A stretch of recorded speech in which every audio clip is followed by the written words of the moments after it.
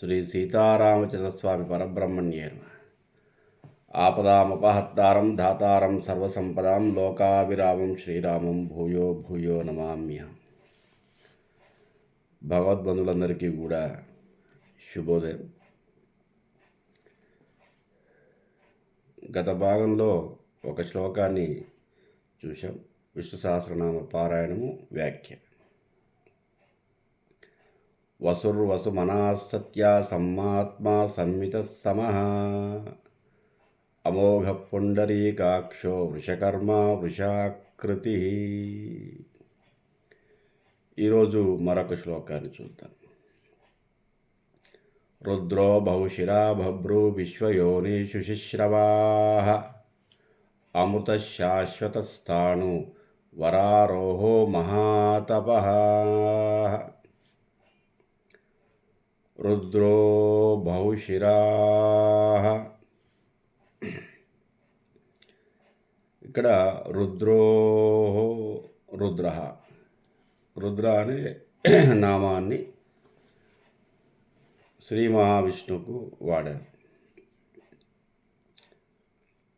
శ్రీ మహావిష్ణువుకు మరొక నామము పర్యాయపదము రుద్రుడు. అంటే భగవానుడు 3 రూపాల్లో ఉంటాడు.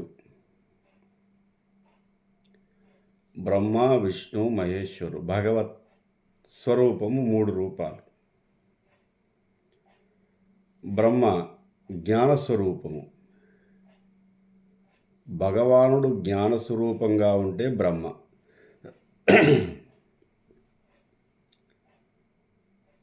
భగవానుడు శక్తి స్వరూపం అంటే శివుడు. హరుడు కాబట్టి హరించేటటువంటి లయకారకుడి యొక్క స్థితి శక్తి. అది శక్తి స్వరూపము శివుడు. శివుడు శక్తి స్వరూపము, బ్రహ్మ జ్ఞానస్వరూపము, విష్ణువు తత్వస్వరూపము.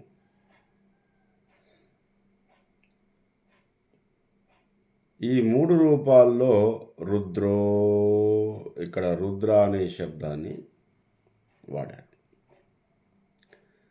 రుద్రుడు లయకారకుడు, హరించి వేస్తాడు. అజ్ఞానాన్ని హరించి వేస్తాడు. మనకు ఏకాదశ రుద్రులు అని చెబుతారు. ఏకాదశ రుద్రుల యొక్క స్వరూపం ఏమిటంటే 5 పంచేంద్రియాలు, 5 జ్ఞానేంద్రియాలు, 1 మనస్సు. ఇవి 11 అన్నమాట. ఈ 11ంటిని ఏకాదశ రుద్రులు. జీవుడు కర్మానుసారము తను అనుభవించినటువంటి కష్టాలు సుఖాలు అయిపోయిన తర్వాత ఈ 11ంటిని హరించి వేస్తాడు. ఆ హరించే సమయంలో రుద్రశక్తి. తర్వాత దుఃఖహరుడు,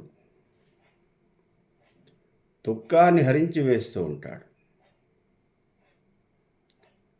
శ్రీ మహావిష్ణువు అయినప్పటికీ హరించే సమయంలో రుద్రుడు.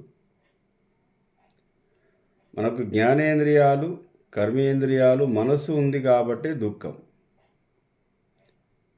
ఈ దుఃఖాన్ని హరించి వేయటం అంటే వీటి తీసుకెళ్ళటం. ఇవి తీసుకెళ్ళాడంటే మానవుడు చనిపోయాడని అర్థం. ఇక్కడ అనుభవించవలసినటువంటి దుఃఖాలని అనుభవించిన తర్వాత వీటిని తీసుకెళ్తాడు, వెళ్ళిపోతాయి. జ్ఞానేంద్రియాలు లేవు, పంచేంద్రియాలు లేవు, మనసు లేదు, ఏది లేదు. వీటిని రుద్రో.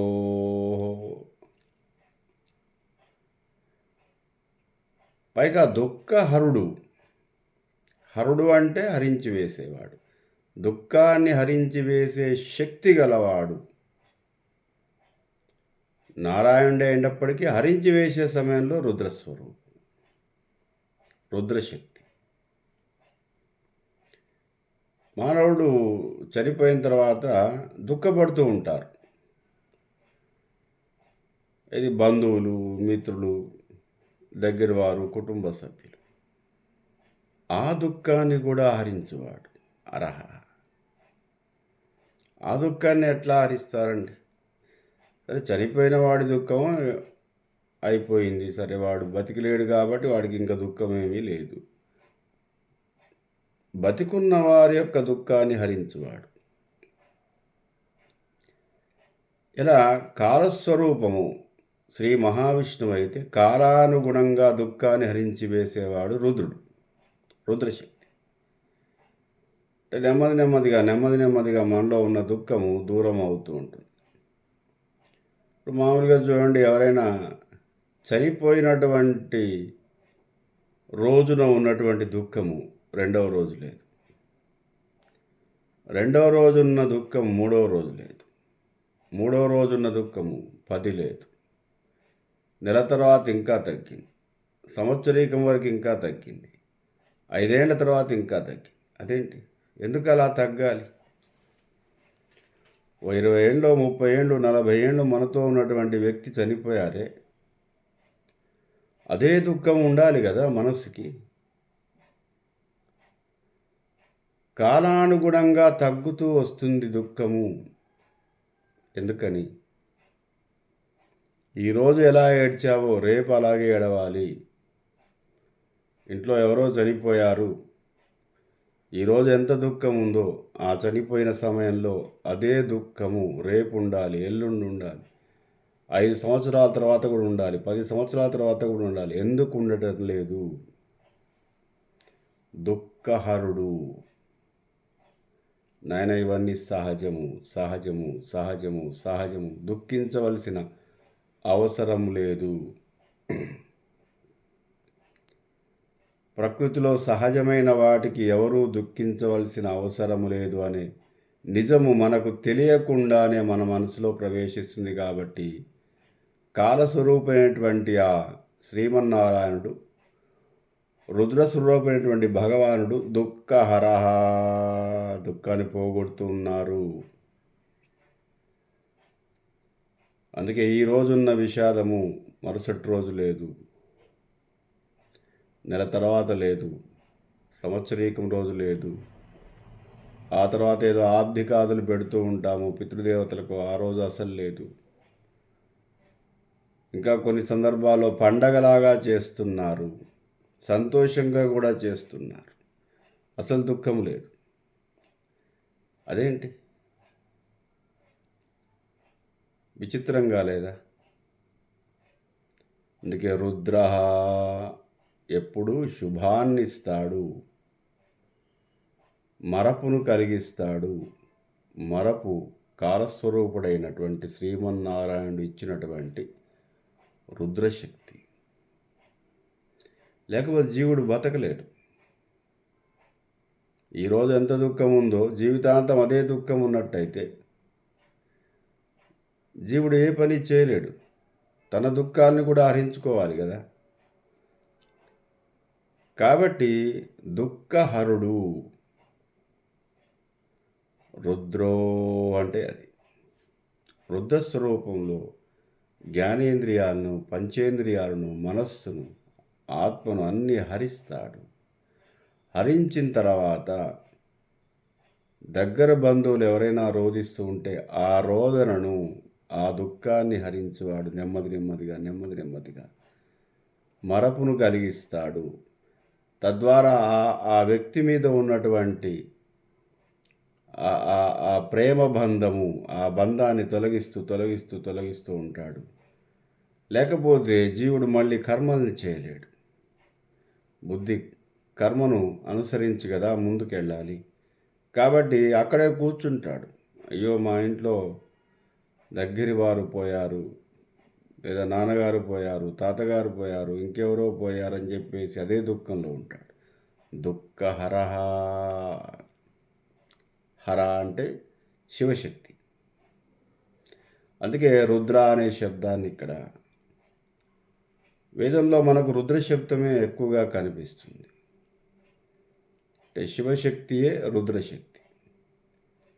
భగవానుని యొక్క 3 రూపాల్లో అదొక శక్తి. శివుడు శక్తి స్వరూపుడు అని చెప్పుకున్నాం మనం. శివశక్తులు అంటారు. నమో అస్తు భగవన్ విశ్వేశ్వరాయ మహాదేవాయ త్రయంబకాయ త్రిపురాంతకాయ త్రిగాగ్నికాలాయ కాలాగ్నిరుద్రాయ నీలకంఠాయ మృత్యుంజయాయ సర్వేశ్వరాయ సదాశివాయ శ్రీమన్మహాదేవాయ నమః అని చెబుతుంది. రుద్రో అంటే అదన్నమాట.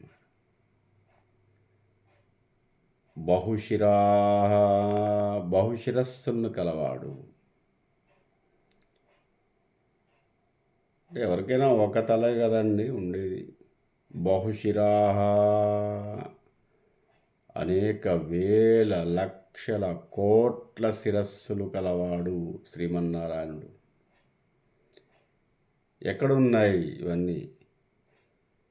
ఈ జీవులకు ఉండేటటువంటి శిరస్సులన్నీ కూడా ఆయనే. ఏ జీవి జన్మించినా ఇక్కడ దానికో శిరస్సు ఉంటుంది, తల ఉంటుంది. ఆ తలకు బ్రహ్మరంధ్రం ఉంటుంది. బ్రహ్మరంధ్రంలో దాగి ఉన్నటువంటి జ్ఞానశక్తియే శ్రీమన్నారాయణుడు. ప్రతి శిరస్సుకు ఒక బ్రహ్మరంధ్రం ఉంటుంది కపాల భాగంలో. ఆ కపాల భాగంలో ఉన్నటువంటి బ్రహ్మరంధ్రంలో జ్ఞానస్వరూపంగా ఉన్నటువంటి శక్తియే శ్రీమన్నారాయణుడు. అందుకే బహుశిరాహ. పురుష సూక్తంలో అందుకే చెబుతారు మనకు, సహస్రశీర్ష పురుష సహస్రాక్ష సహస్రపాత్ సభూమిం విశ్వతో వృత్వా అత్యతిష్టద్దశాంగుళం.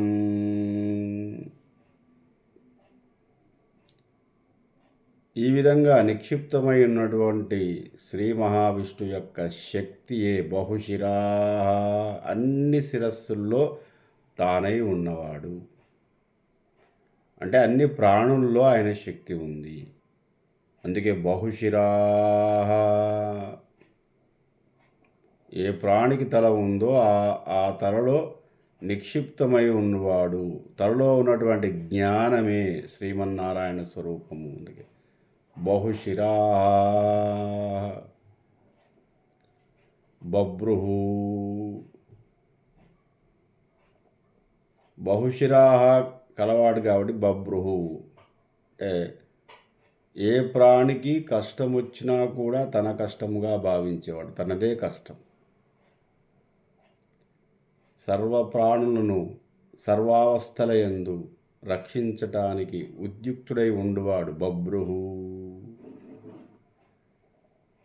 విశ్వయోని. ఈ విశ్వము, యోని అంటే జన్మస్థానం, ఈ విశ్వము తన జన్మస్థానం. విశ్వయోని. శుచిశ్రవ.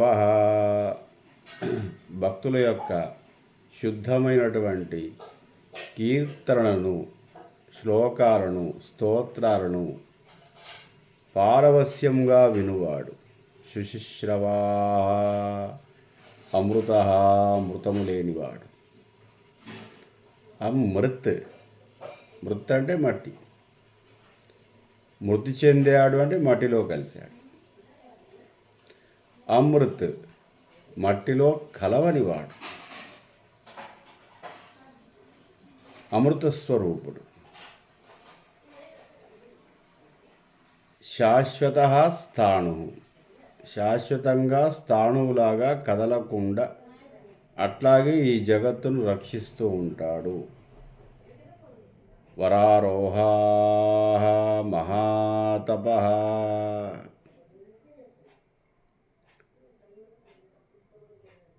ఆరోహ అంటే ప్రయాణిస్తూ వెళ్ళటం.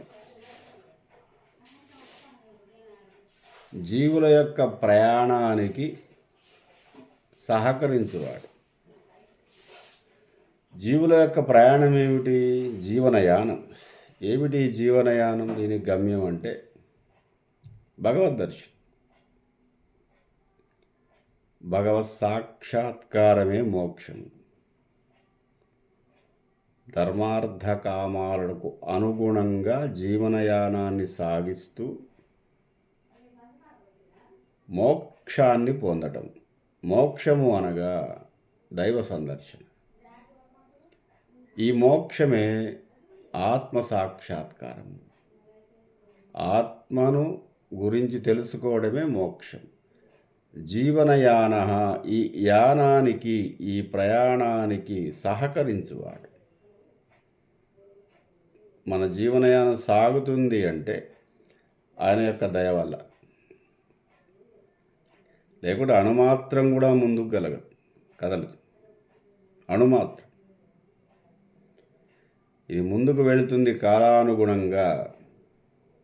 కాలానుగుణంగా వచ్చేటటువంటి మార్పులను, చేర్పులను తనలో కలుపుకుంటూ ఈ ఆత్మ తన శరీరం అనే నావతో ముందుకు వెళుతూ కర్మని ఎడబాపుకుంటూ, కర్మని తగ్గించుకుంటూ, కర్మబంధాలను తెంచుకుంటూ, కర్మ ద్వారా వచ్చేటటువంటి అనేక సుఖదుఖాలను అధిగమించుకుంటూ వెళుతూ దీనికి సహకార కలిగించువాడే శ్రీమన్నారాయణుడు. వరారోహ.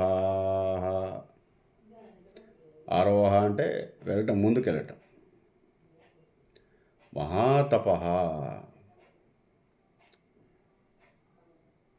అంతులేనటువంటి తాపత్రయం కలవాడు. ఇక్కడ తపహ అంటే తపస్సు చేయవాడు. తపస్సు చేయవాడికి కూడా ఉండే తాపత్రయం ఏమిటా అంటే దైవాన్ని దర్శించటం. భగవంతుడా నువ్వు కనిపించు తాపత్రయంతో చేసేటటువంటి ఒక ధ్యానమే తపస్సు. ఇక్కడ ఆయన తపస్సు ఏమిటయ్యా అంటే తాపత్రయం కలిగి ఉండువాడు. ఏమిటా తాపత్రయము? జీవులను మోక్ష సాధకుల్ని చేయటానికి తాపత్రయపడుతూ ఉంటాడు. విముక్తుల్ని చేయటానికి తాపత్రయపడుతూ ఉంటాడు. అయ్యో వీడు ఇంత ఇబ్బంది పడుతున్నాడే, ఇంత దుఃఖపడుతున్నాడే, ఈ కర్మబంధంలో ఉండి వీడు ఇలా అవుతున్నాడే, వీళ్ళంతా నా స్వరూపమే, నా బిడ్డల్లాంటి వాళ్ళే, వీళ్ళని తొందరగా విముక్తులు చేయాలనేటువంటి తాపత్రయం. ఆ తాపత్రయం కలిగి ఉన్నాడు కాబట్టే స్మరించినంత మాత్రం చేత వచ్చేస్తాడు. రుద్రో బహుశిరా బభ్రుః విశ్వయోనీషు శిశ్రవాః అమృతః శాశ్వతస్థాణు వరారోహో మహాతపః.